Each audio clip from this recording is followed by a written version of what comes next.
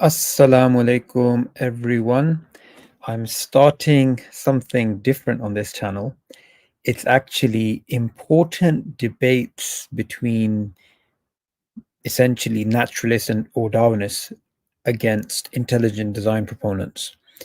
Now, these are not the only debates I want to review with you guys and watch, but I thought let me just start with this and this debate in particular, by the way. I think is very important because it's probably the most important debate in the last couple of decades, in my opinion, when it comes to intelligent design, Darwinism, and these topics. Now, some people asking, will the Dave debate happen? Inshallah, it will happen. So Dave Farina has, been very, very difficult and has been basically quite cowardly. There's no other way of putting it. When it comes to his persona, his this macho man, anti-creationist, strong man of liberalism and atheism. This image that he tries to build, but he's just even the way like, just the way he conducts himself, it doesn't fit with that. I mean, he tries to cut. You can tell that this guy is not somebody who is comfortable in a public arena. You saw that in like watch how fiery and loud and choreographed he is in his videos, and watch how he was with James Farina, with James Tor. I remember it's almost like there's points where I remember he was just like the papers are there, and then he's just like he's just like this for him is like his his anchor, yeah. And he didn't want to move from the script even slightly because he felt you could tell that it's not going to work. He's going to end up looking really bad. So anyway, I'm due to debate him inshallah later on this year. I'm going to be looking for a venue in London when the universities open. And yeah, I mean, someone said Dave Farina isn't a worthy opponent for you. Look, guys, if you want to know about Darwinism, you want to know about intelligent design, just watch my podcast, right? So I bring on people like Michael Roos, who's a critic. I bring on people like Dembski, who's pro-intelligent design. They published a book together with Cambridge University 20 something years ago, right? From Darwin to Design, Debating Design, that book. So in that book, you'll find pro-ID, anti-ID, and on the podcast, I've had many people who are anti-ID, people who are pro-ID. You've got academics on there discussing this topic. If you don't understand this topic, that's what you do. You don't go to a channel of like his and what are you going to learn from that? Have a look at, for example, it's not just about neo-Darwinism and intelligent design, the third way. Now I've interviewed twice now James Shapiro, and he is the man when it comes to where's his book? His book was here. But anyway, you guys can see the interview with him. Like, this guy is massive, right? Okay, can you suggest books on intelligent design and evolution? Okay. Look, it's a big topic. Which books? For now, I just want to highlight the book by Philip Johnson, Darwin on Trial. I think that's a really good book, and I'd recommend that for now. And today we're going to be reviewing his debate, right? And it's going to take some sessions. I don't know how long it's going to take. Bismillah. I don't know how long it's going to take, but yeah, James Tor humiliated Dave. Yeah, obviously that. Yeah, I mean, if you look at his record, right? If you look at the record of Dave Farina, he tries to get a degree, a master's degree in chemistry, and fails. Then he tries to get a degree again in chemistry and fails. Then he decides to debate a chemist and fails. That's That's his academic record right there. I mean, every day's a good day, brother. Every day's a good day.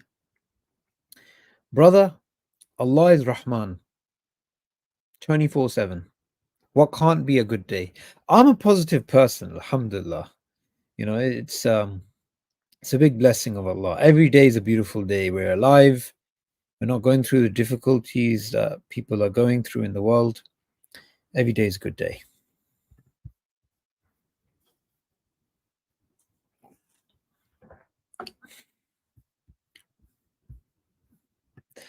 Dodgy Dave has blotches in his record.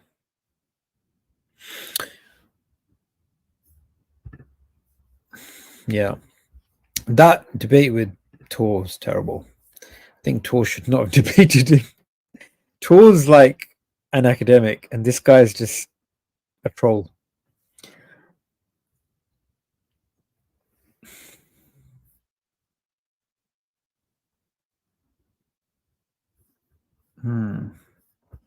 Alrighty.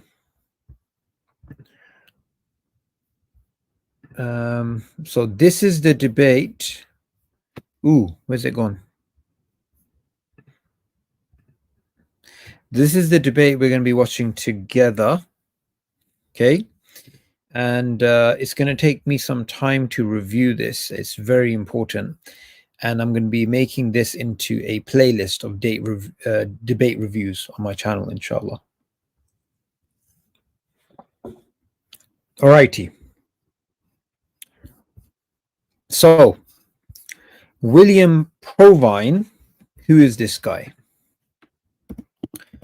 Let's make sure we don't misrepresent this guy. Okay, so the Provine-Johnston debate is iconic. 1994, I believe it was. Alrighty. All right, guys. So, William Provine was an American historian of science and of evolutionary biology and population genetics. He was a professor at Cornell University. And let's look at his education. He was an atheist, very strong atheist, critic of intelligent design. He engaged in prominent debates with theist philosophers about the existence of God. And he famously debated Philip Johnson. So I think that's enough for him, about him. Right. Philip Johnson. Philip Johnson is, if you like, the founder of modern intelligent design movement. He was an American legal scholar, and he switched over to talking about the topic of evolution after he had a prestigious career in law. Now, he famously wrote the book Darwin on Trial, and he did something brilliant, I think. Let me just explain the brilliance of this guy, like what I like about him. So he took the debate between creationism and Darwinism, and he treated it like a law case, right? And the powerful thing about Philip Johnson is not actually his knowledge of science. I mean, he really was well read and he was up to date and he knew how to articulate himself. But it wasn't that, nor was it understanding the philosophical side of things. What I believe his greatest contribution amongst many of his contributions was that he was able to narrow down the entire discussion between intelligent design and Darwinism to a single point. And the single point that he boiled it down to is it is ultimately about naturalism. That's all it's about. Because if naturalism is accepted, then Darwinism is inevitable or something like it. And if naturalism is not accepted a priori before any evidence is presented, any observation, and there's a level playing field between naturalism and allowing metaphysical pluralism, there is possibilities of divine intervention and divine creation and divine anything non-material and non-naturalistic, then the evidence looks quite differently from the different perspectives. So often when it comes to our understanding of, okay, we know this through biochemistry and genetics and the fossil record and psychology and bioinformatics and population genetics, we know that this theory is true if naturalism is true. That's the missing part.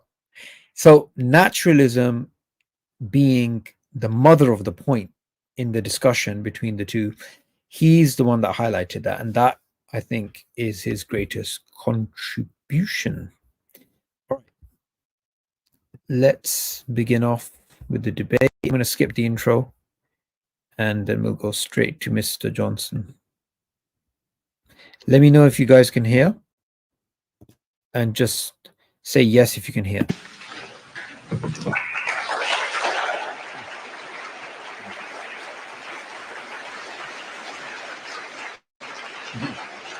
I think they'll be moving a few things as I start. Don't let that distract you, and it won't distract me. This is, I think, the fourth time that Will Provine and I have met in debate, the other three times being at Cornell University. By the way, sad thing is, I don't think those were recorded unless someone can correct me and find me those other debates. And this is back in like the 90s. It wasn't really a big thing to record stuff back then as much as it is now. Two of them in front of his class in evolutionary biology. So I feel qualified to say where we will tend to agree and where we'll tend to disagree during this debate. First, where we agree. Will Provine and I agree that the modern neo-Darwinian theory of evolution is fundamentally inconsistent with any meaningful theism, with any meaningful God who acts as a creator of the world. Okay, I just want to make a point about this because this is really important. Someone saying make it a 1.5 speed. No, because look, these things are really important. The points that are going to be covered here, they're you know, it's not minor. It's actually really important. Should I make the screen that size? What do you guys think? I think that's not a bad way of doing it. Let me see. Ooh, I can move it around. Guys, I'm like a tech noob. I know nothing. Wow. Look at that.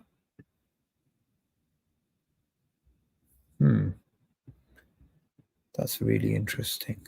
Can I move this around? Yeah, I can. That's amazing. Guys, you guys must be laughing at my... You guys probably can't even see what I'm doing.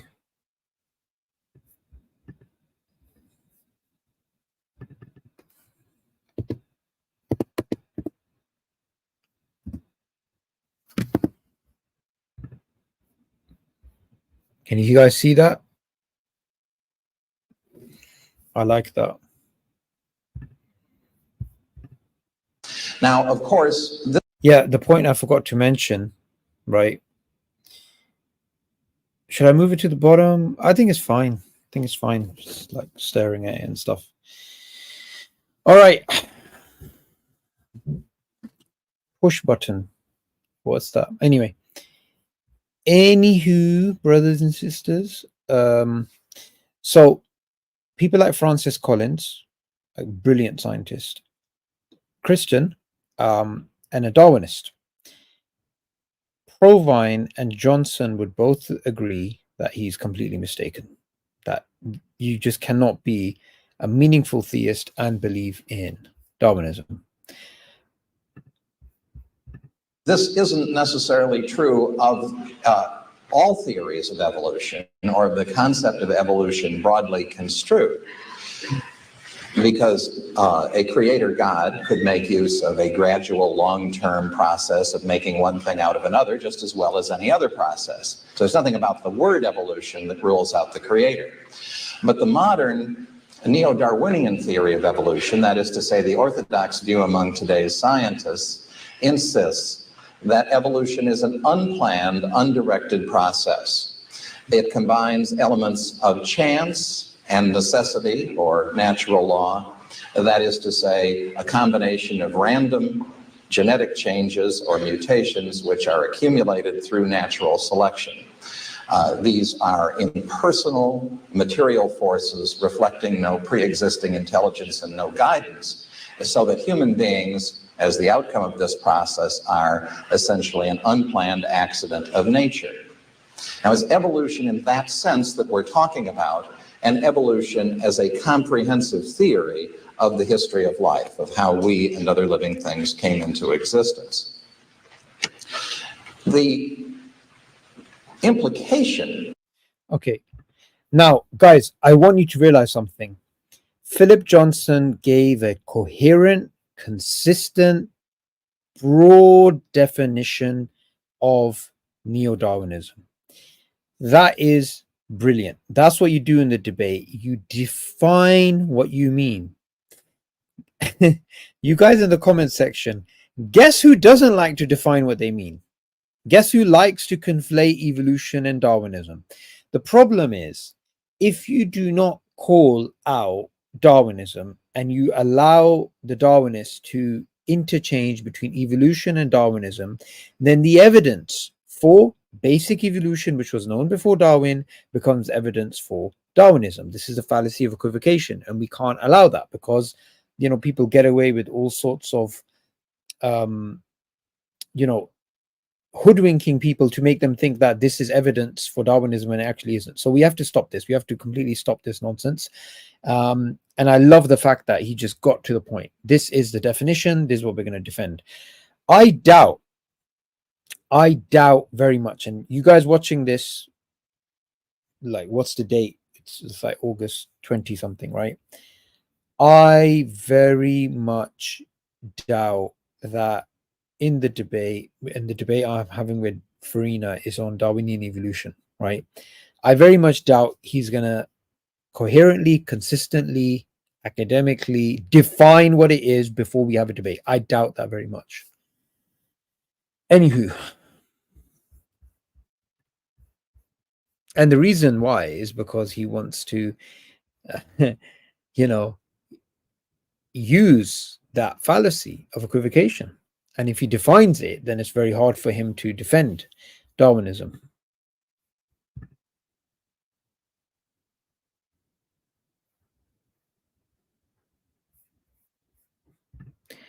The main distinction between Darwinism and evolution is the process of evolution, right? Okay, let me explain this, right? This is, thank you, Galacticus. Okay, so clear your mind of these terms and let's begin again. Evolution. Evolution is being used all the time to describe all types of things, even things which are non-evolutionary. But just keep this in mind. At a very fundamental, basic level, evolution simply means transformation of life. Life transforms over time. That's all it means. Now, do we see that in bacteria in real time? Yeah, we can see generational change. Do we see that in the fossil record? Life today is different to life in the past. Yes. So the general idea of transformation of life adapting, how it adapts, whether the adaptation is driven by the organism or by random mutations passively being selected, let's keep that to one side. Just the basic idea of evolution is a brute fact. It's just true. Life transforms. Okay, life transforms. Now, is the tree of life a brute fact? No, Is human chimp ancestry a brute fact? No. Is the bush of life a brute fact? No. We're not talking about that. Is natural selection selecting random mutations, creating us body and mind, the central dogma, right? Is that a brute fact? No. So these things are not brute facts.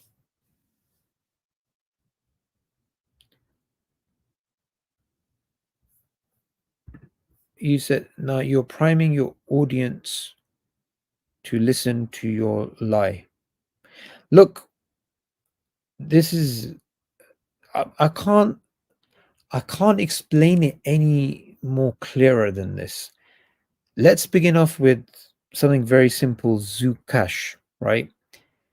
Is evolution and Darwinism two different things? Can you just admit that? Because what you're saying is this: you just defined Darwinism, so Darwinism's true.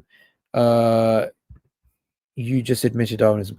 Okay, so you're saying evolution and Darwinism are the same thing.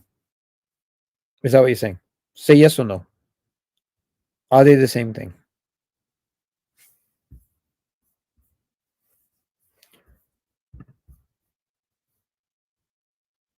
Mm-hmm. No answer.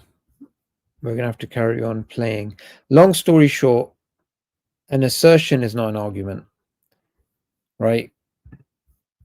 What's the difference between evolution and adaptation? Look, evolution is simply a brute fact. We know life evolves, changes. Darwin has a theory of where all these adaptations come from. And the modern version of Darwinism is that natural selection chooses amongst random mutations.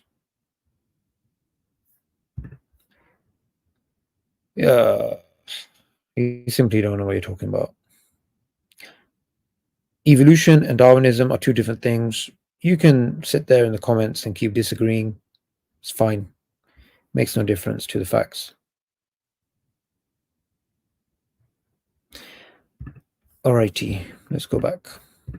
Of evolutionary biology in that sense is perhaps not exactly that God does not exist. It'd be more accurate to say that if God does exist, existing is about the only thing that God has ever done. God is permanently unemployed, has never found useful employment in the entire history of life because impersonal material forces were capable of doing the whole job and did do it. Here he's describing deism, by the way, guys, which is why deists would happily accept Darwinism and they wouldn't see it as undermining God. So if one attempts to hold a view of God as creator, it is a very attenuated view. And you're equating Darwinism with Sunni and Shiaism, Darwinism and evolution. What the hell are you talking about? What the hell are you talking about?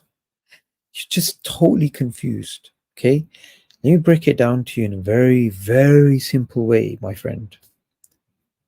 Darwinism is the mechanism of evolution, the proposed mechanism to explain how life evolves, what is the mechanism by which it adapts, and so on and so forth. Okay. Evolution is simply observable. It happens, life transforms. Now, the history of evolution can be represented as a tree, a bush, whatever. Okay, these are different things. What I recommend you, oh, for God's sake, man, it's one of the mechanisms. Okay, you just undermined yourself. That is my point. That is my point. Darwinism is one of the proposed mechanisms for evolution. Guess what another one is? Lamarckism, which is non-Darwinian. Ah, this guy. Anyway, I'm going to go back to playing this. This guy is just exactly my point. Exactly my point. That's not Darwinism necessarily. That's evolution. Now, does natural selection working on random mutations explain how bananas have changed incredibly over time? you're literally just saying two different things. You're just contradicting yourself. And it's been what? You wrote this comment at 12:45, then you wrote this comment at 12:40. So in 5 minutes, you managed to contradict yourself. Well done. Well done, man. You're a good example of a Darwinist. One which tends to fade away into unreality. Now, I would agree with Will Provine on this, but I would tend to stress more than the conclusions of evolutionary biology that a theistic picture of the world is fundamentally inconsistent with the manner of thinking that evolutionary biologists have employed to reach their conclusions. That is to say, contemporary evolutionary biology, like much else in science, is based on the premise that nature is all there is. It is based on a premise of metaphysical naturalism. One assumes that at the beginning there was nothing but matter in mindless motion. It follows from this starting point assumption that impersonal, unintelligent, purposeless forces must have been capable of doing all the work of creation because there wasn't anything else. Purpose and intelligence could not come into existence on the basis of these assumptions until they evolved through unintelligent and purposeless processes. Now, this way of thinking is said to generate reliable conclusions, conclusions which we can label as scientific knowledge and make very strong statements such as that evolution in this sense, fully naturalistic evolution, is a fact. Now, if that's the way to get to correct conclusions about reality, it would seem likely that the premises on which those conclusions are based are true. Bang, bang. There you go. This is why this guy is just amazing. Just amazing, right? He's so clinical. He's just like, boxing's haram as a sport, right? I'm just using it as an analogy. I'm not promoting boxing, right? But imagine there's a guy who's just sloppy, there's a Darwinist just throwing his arms out, right? And imagine like Philip Johnson's just like clean. He just gives a clean hook and a clean uppercut. And it's just like, he's just moving around. Like, come on, it's just like Muhammad Ali fighting some crackhead. Yeah, some crackheads just like making sounds and screaming and just doing. And Muhammad Ali's like dodging, and just clinically punching him. That's the power, guys. That's the power of being clear with your definitions. Be clear with your definitions. This is my definition. What is your definition? Now, what is going on with the likes of Aaron Ra and these types of people, and I'm sure it's going to happen with Dave Farina, they want to muddle things up. They don't want to be clear with their definitions. Look, when you are debating, this is how you debate, okay? Define your terms. Define your terms. Define your argument. Defend your argument. Tear down the opponent's argument. It's very, very simple, right? What do these guys do? Darwinism, evolution is all the same thing. No, that's the fallacy of equivocation. No, it's not. Then what happens is I have to spend a lot of time defending the definitional issue. And then the other stuff, the fact that their evidences are so poor, I can't deal with that. They're just wasting time speaking about definitions. But we have to be clear. We have to be clear. Another example I'll give is this. Look, if I fall down, start going, my heart, and fall down, yeah? Someone in the comment section is going to say, hey, is there a doctor? Is there a doctor? Somebody bursts open into the Sapiens office and says, okay, I'm a doctor. Instead of helping me, they have a, they have a PhD in gender studies or something stupid like that, right? They're not a medical doctor. They can't help me. So here there's a fallacy of equivocation going on. Doctor can refer to a medical doctor, and in that context is correct, or it can refer to someone who's got a ridiculous degree like gender studies. Obviously, they're not the same thing. Anyway.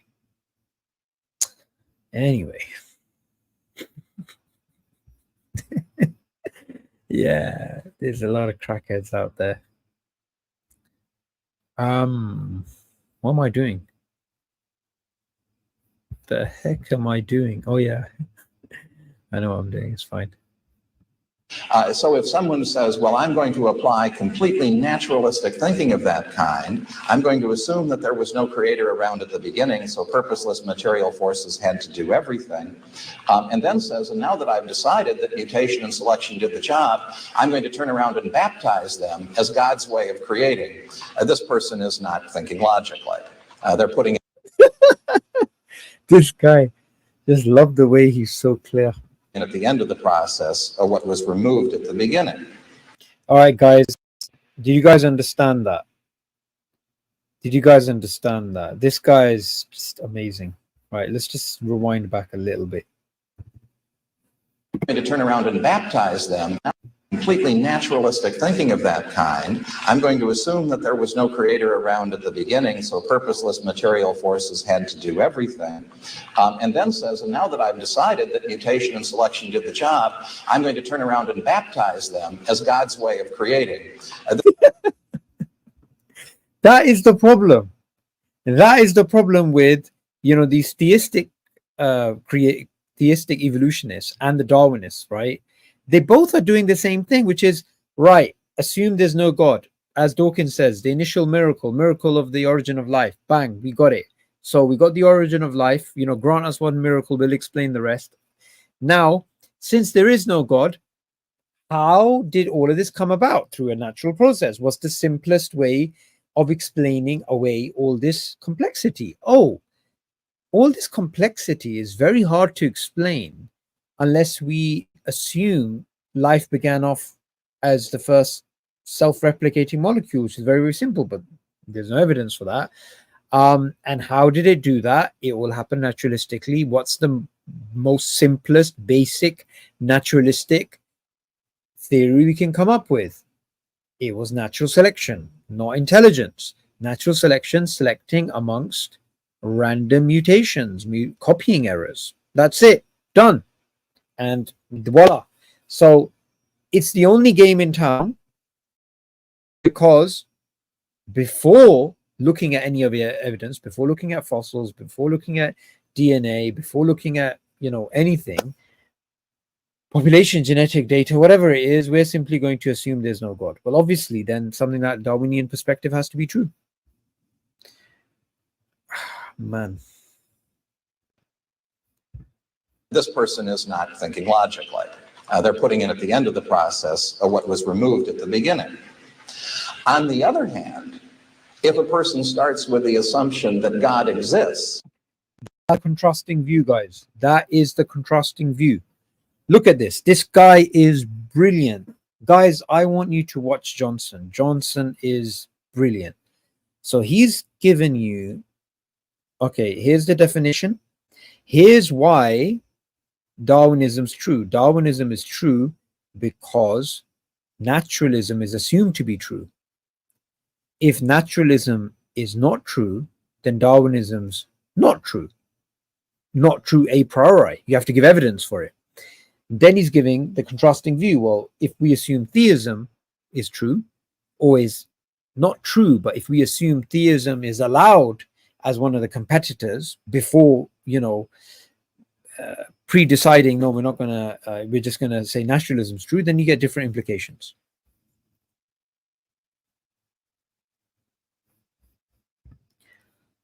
Is your upcoming book on intelligent design or Darwinism? When is it coming out? I have a surprise, guys. That's all I'm going to say. And I mean it this time, inshallah. Yeah, I'm excited. I spoke to Abu Zakaria, the Forbidden Prophecies guy. Spoke to him yesterday. I'm going to get him to review the manuscript, inshallah. Good progress.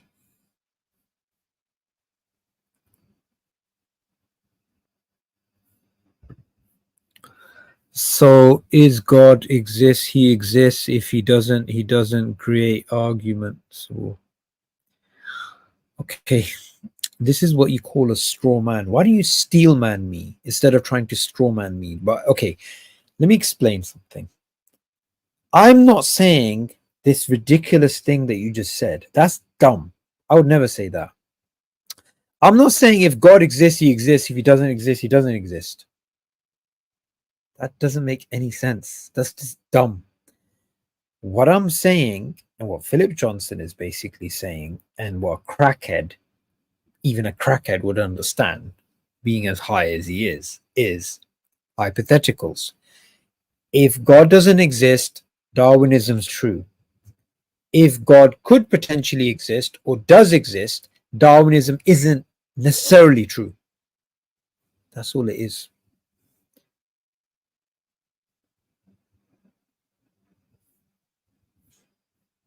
This guy's on crack. No, he's on something worse than crack. He's on atheism. New atheism in particular.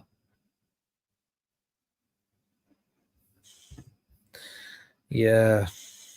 Yeah, I've been getting some valid criticism from quite a few people about the book. And do you know what? It's good. It's good to be criticized. It's actually very good to be criticized. I think du'at should be criticized, and especially when they fail at something. The book's long time coming, but brothers and sisters, I have to say this. I have to say this. I have to say this. This has to be said. It's worth the wait because I'm including in the book research which has only come out now. Like, even though there's amazing stuff that I was including in the book, but stuff that just came out in the last 2 years, 2.5, 3 years, it's big. It's big. All right, let's listen to this guy. Zukash, you just sit there and listen. Try to be with us, man. Just calm down and relax and try to learn, man. What publisher is it? Sapiens. What else? Yeah. Yeah. It's going to be good, inshallah.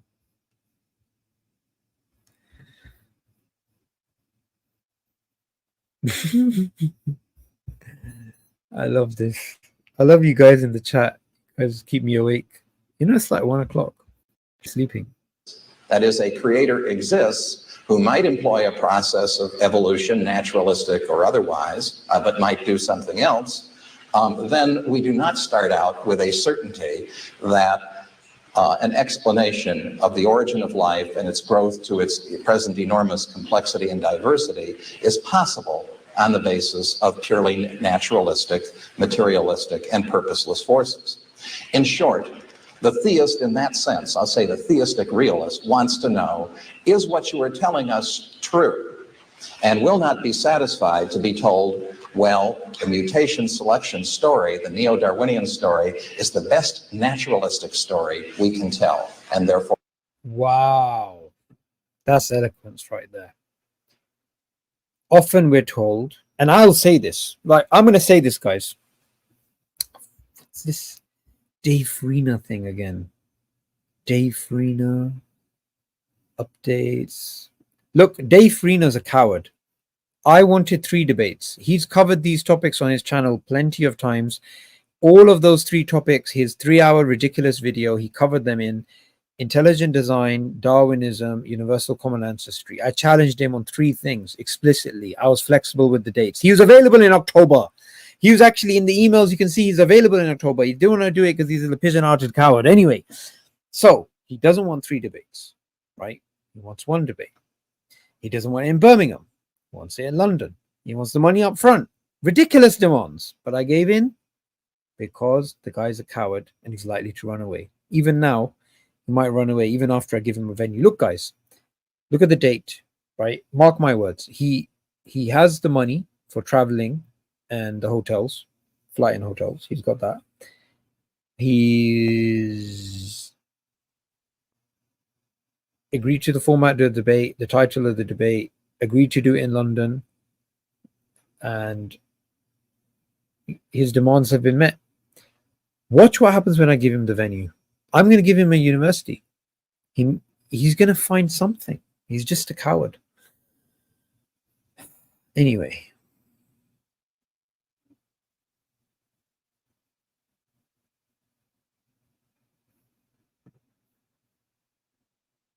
if that is research for Dave, you better try something else nonsensical. I didn't. I didn't speak about research on Dave. There's a common ancestor in ID. Darwinism is true. No, no. Universal common ancestry can fit with intelligent design. How are you going to challenge that? What's this Global Dawa Council? Tell me about this, brother.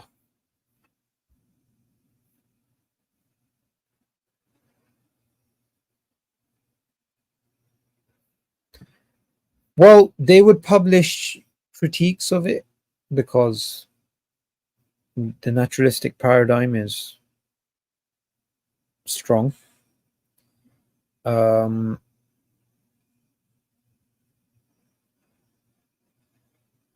mean, Cambridge published From DNA to Darwin, debating design.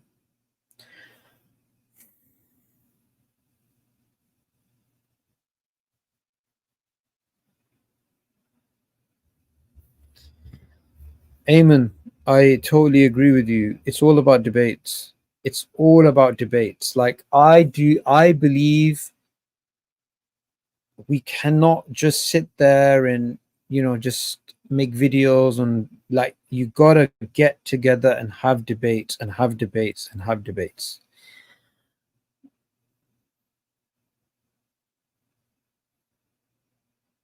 Oh, Sheikh Uthman. Global Dawah Council get all the du'at in one place, online, governed by some scholars, so disputes can be settled privately. Okay, sounds good.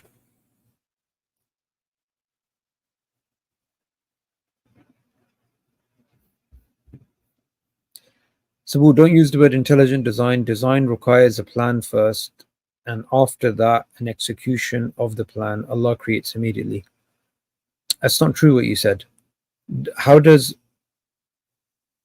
you're saying there's an incoherency in basically saying the word intelligent and Allah creating immediately? No, there isn't. And things like intelligence within this concept includes planning. But planning doesn't, like, Allah in the Quran says, right? Allah says He's the best of planners. That doesn't mean Allah needs time to plan. Allah can do things instantly.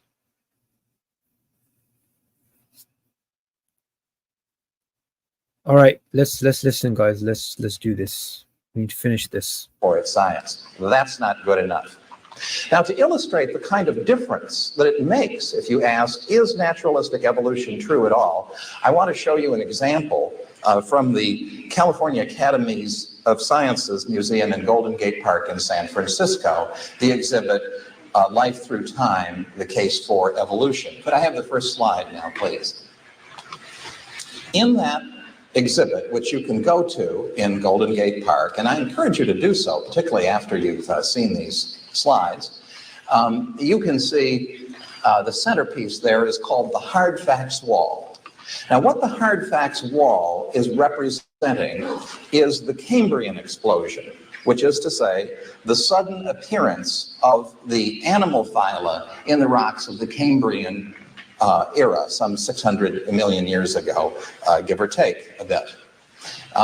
Now, this is well known to be one of the great mysteries of the history of life. Richard Dawkins, the complete Darwinist propagator.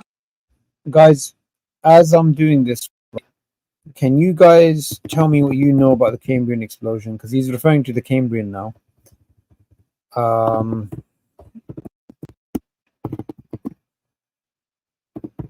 What do you guys know? I want to see in the comments if you guys actually learned about the Cambrian. What do you know about it?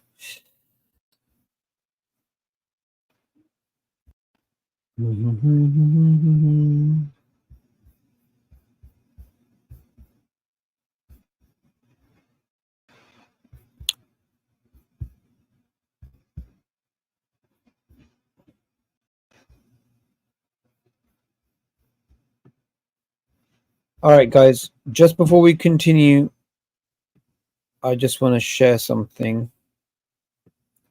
which is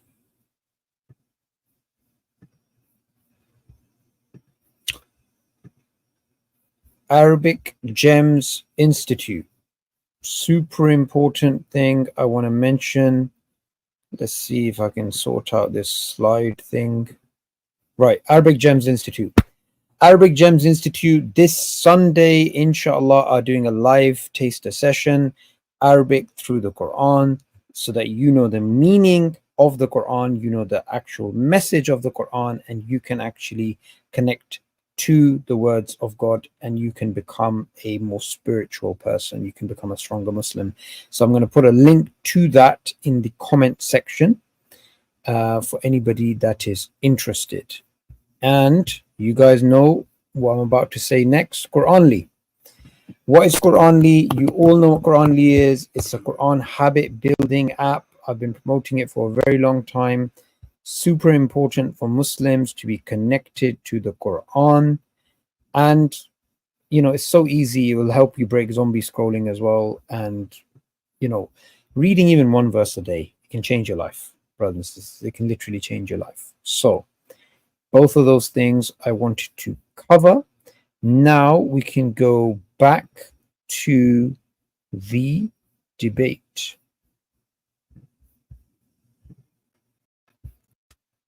All right, let's do this. Gator says that they are the phyla are planted there in the Cambrian rocks as if they had no evolutionary history at all. Now, this is reflected here. Yeah, so a common agreement, if you like, amongst the Darwinists and the intelligent design proponents is the Cambrian was a problem for Darwin, right? Now, the Darwinists would say it's a solvable problem, and some would even go as far as saying it's been solved. And the intelligent design proponents would say, no, it hasn't been solved and never has been. And there's just a lot of, you know, glass and sort of smoke and mirrors, right? It's not actually, the problem is far worse than what's been admitted. We're going to go to a diagram in a moment because the photograph is a little hard to see. But you see that the fossils, these each represent a phylum, one of the major divisions of the animal world, and the fossils are all on parallel lines. You see, the lines don't meet where the fossils are. But below the lines, you can see that they're connected by lines with no fossils on them. And the connecting points, each one of them has a magnifying glass over it. Now, in other parts of the exhibit, magnifying glasses are used to show you little fossils, you know, things that you have a hard time seeing without the glasses. So the sort of the implication here is if you strained your eyes enough and looked through those glasses, you would see the common ancestors which connect these otherwise disparate phyla. Now, as I say, since the photograph's a little hard to see, we have a diagrammatic representation of it. Could I have the next slide, please? Now this is a diagrammatic. So I just want everybody to realize why Johnson is doing this, right? Johnson, it's not really about the Cambrian. It's not really about that exhibit in that museum. And it's not about this picture. He is pointing out one example, right? He's pointing out one example to highlight the overall thinking that the Darwinists have. That's all he's doing. Because sometimes people can get lost in, you know, well, he's pointing out one museum, one picture, one narrative, but it's not about that. He's trying to show the broader picture. And I'm getting sleepy. It's 1 o'clock in the morning. Where are you guys watching from? It can't be the UK now. It must be an American audience watching this late with me. Representation, and here you can read the names of the phyla. We have the vertebrates on one end, the corals on the other. Just a few of the Cambrian era phyla, with the lines going down to where the earliest fossils are found. And again, you see that they are on parallel lines. There's no evidence from the fossils of a pattern of common ancestors and intermediates connecting them. Right. So this is important, guys. This is super important. Homology is an inference. It's not an observation.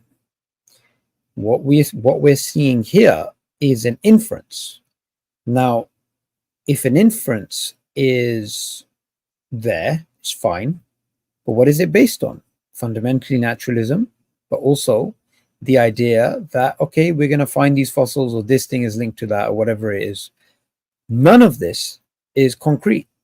It can be overturned. However, we are given this as if the inference doesn't exist and it's all an observation. And that's a problem. And one might think that this would be presented as a great mystery. If we assume that these all evolved by a tiny step by tiny step process, then somewhere in between there should be a universe of transitional intermediates, as Darwin said there had to be. Where is it? Well, let me show you what we get instead now by showing you a diagrammatic representation of the photograph that we saw first. This is the empirical evidence on the parallel lines. And now, the next slide, please, is a diagrammatic representation of the actual exhibit. This is brilliant. This is brilliant. You see, this one thing that he's pointing out happens everywhere. It's not just something that happens in that one museum that he's pointing out. Now, notice what has been done here. That the lines are filled in, and the magnifying glasses indicate the presence of common ancestors. To the casual museum goer, and I've tested this many times, they don't see the difference between the parallel lines, which represent the empirical evidence, and the connecting lines, which represent the theory, or the imagination of the theorist. And the common ancestors look as if they're really there. But more than that has been done. If you will notice, we have here 450 million years ago in the vertebrates, and 440 here down below, lower down in the strata. Doesn't make any sense in terms of the empirical evidence to alter the time scale that way, but you can see why it's done. It's done so that it will fit into the theory. Now, I wouldn't object to this necessarily if it were all labeled that way. If the museum goer were warned what is fact and what is theory and what is speculation. Okay, that is brilliant. I have to stop him there. Like, this guy's spitting out too many facts, right? I'm going to say this very clearly to any Darwinist, any critic of intelligent design out there. I have no problem. I have no problem, and nor does Johnson, nor does anybody else, with somebody saying, this is what I believe happened. If someone says they believe there is evidence for human chimp ancestry, and they point out the evidence as being DNA or fossil record, the fossil record, or certain anatomical features, I have no problem with that, as long as you admit that that evidence is fundamentally based upon a metaphysical assumption of naturalism and then a scientific inference of homology. No problem at all. So what you're doing is you are accepting that naturalism is the overall paradigm that colors the data, and when you have the data, then you are making an inference. No problem. Someone says that. Now, I don't believe that to be true, but okay, that's an argument you've made. Fine, no problem. But why do you ignore those assumptions and just say, yeah, no, it's a fact? That's the problem. And you see, Johnson here he's not once said Darwinism's wrong. What he's saying is, you guys are presenting the facts like this, and the hidden assumptions at a metaphysical level, at a scientific level, you are ignoring to tell the public. You are not telling them the difference between the empirical data and the speculation. You can't do that. Tell them what is inference, what is speculation, what is evidence.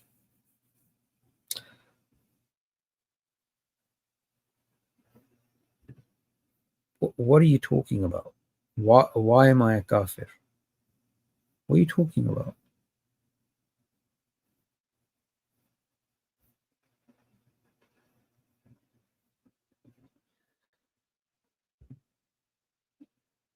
This guy's a troll. Like, what are you doing? Just ignore these people.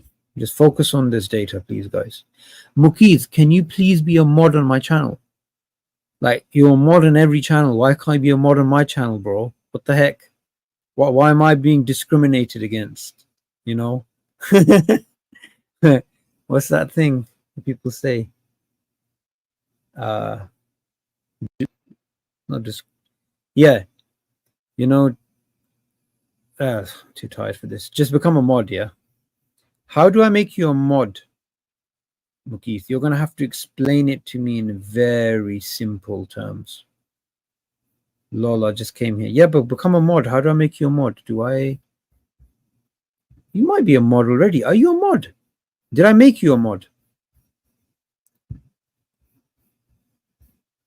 I'm not a technology guy, man. The fact that I'm here... Oh, you are a mod. The fact that I'm here, like doing the live, and I got a screen playing, like that's enough. Anyway, Mukeeth, bro, just like deal with some of these people. Don't kick out people like this. Like, he's a Darwinist, but he's being polite. But there's other people just like, you're showing a creationist straw man the position of an evolutionist. No, I'm not doing that. There's been no critique of Darwinism so far. All of the things that Johnson are saying, no Darwinist would disagree with. Like, he's not even challenging Darwinism. He's simply saying, this is the evidence, this is the speculation and the inference. The metaphysical and the scientific assumptions have not been laid out. So if I say in a lecture, Darwinism is the best scientific theory, that is true. That is true. Darwinism is the best scientific theory. Naturalism, based on naturalism, right? That's the problem. So Darwinism is the best naturalistic theory based on naturalism, right? Okay, well, how do you know naturalism is true? That's the problem. That's the mother of the issue. That is the problem, guys. But it is presented in such a way that the theory seems to be as much fact as the fossils. Now, even if we were to have common ancestors there, we were to have them, that would only do a tiny bit to help the Darwinian scenario, because the claim of Darwinian evolution is that evolution is an undirected chance process, and so there should be an absolute universe of forms down there which is entirely missing. So now he's critiquing the logic of the Darwinists, right? So we've moved away from just the fact that these assumptions are not highlighted or inferences are masked as observations.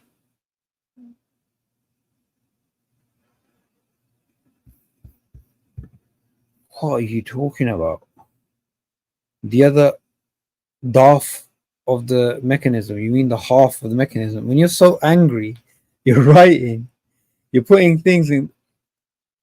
By putting things in capitals and making, you know, these arguments, you're not making it, just not being more coherent. I'm so tired. I should be sleeping now, but I'm here talking to you.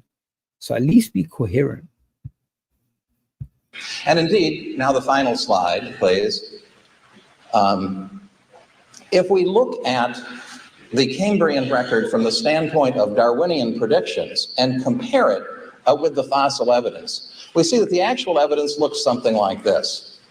You get all of the basic groups arriving at the same time. Some of them go extinct, that's why the lines don't go all the way up. And then there's a certain amount of variation and change within the pre-existing boundaries.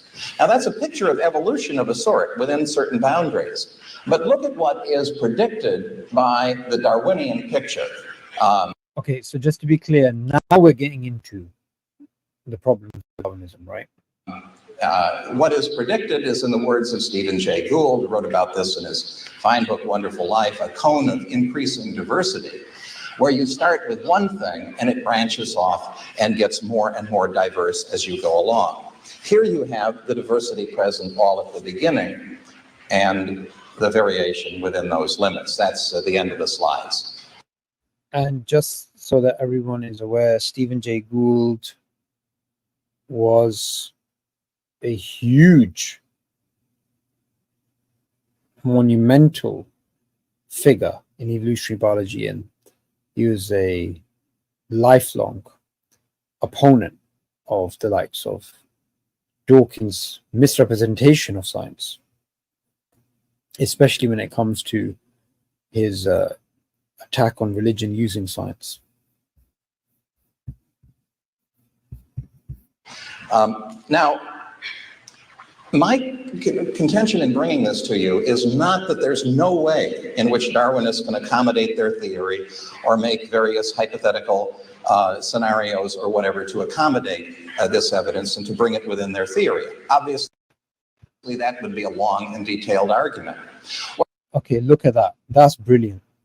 That's what you call an honest critic. Okay?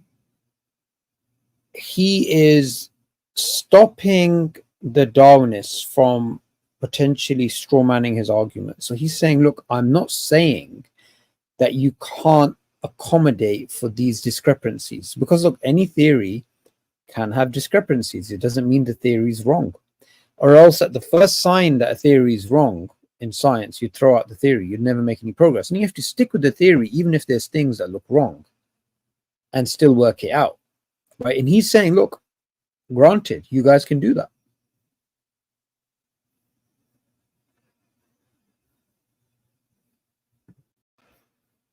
What I'm showing you is that people who are committed to the theory in advance lose sight of the difference between the theory and the facts.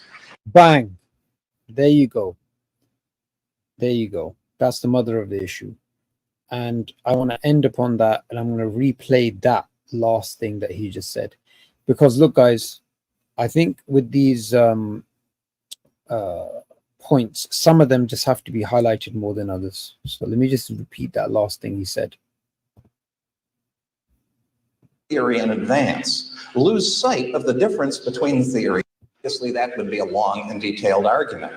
What I'm showing you is that people who are committed to the theory in advance lose sight of the difference between the theory and the facts.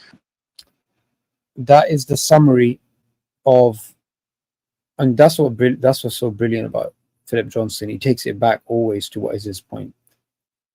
The Darwinists who are committed to their theory before the evidence, a priori, due to naturalism, cannot differentiate between what is empirical science and what is speculation, what is inference, what is the difference between them is lost on the people who believe in the theory in advance, because there is no other theory that could possibly explain the data if naturalism is true.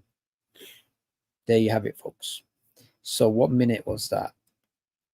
1340. 1340, 13 minutes into this debate. By the way, this debate is like 1 hour, 46 minutes. But it's one of the best debates on the internet. In fact, the best debate, I believe, on the internet when it comes to Darwinism. So,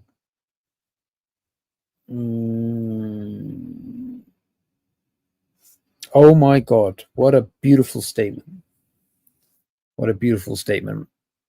Whoever you are, you have made an incredible statement. And I want to end on this statement, because this statement is, this is it. Why are creationists looked down upon for interpreting data in favor of their worldview, but not when naturalistic evolutionists do the same? Bam. You understand. You understand. You understand what is the issue, my brother. Bam. Done. Brilliant. Let's end there, guys. I hope you enjoyed the first session of the debate review. And we're going to continue doing these debate reviews. And it's a new area. Let me know what your thoughts are. Before we end, what do you guys think about these debate reviews? Let's have some comments before we end.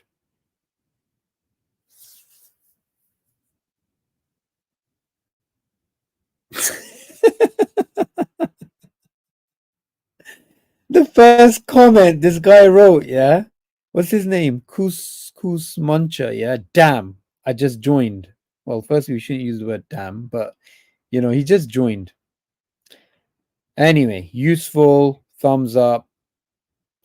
Schedule these streams, bro. Loving the debate reviews. Thank you, my brother Mukith. Very good.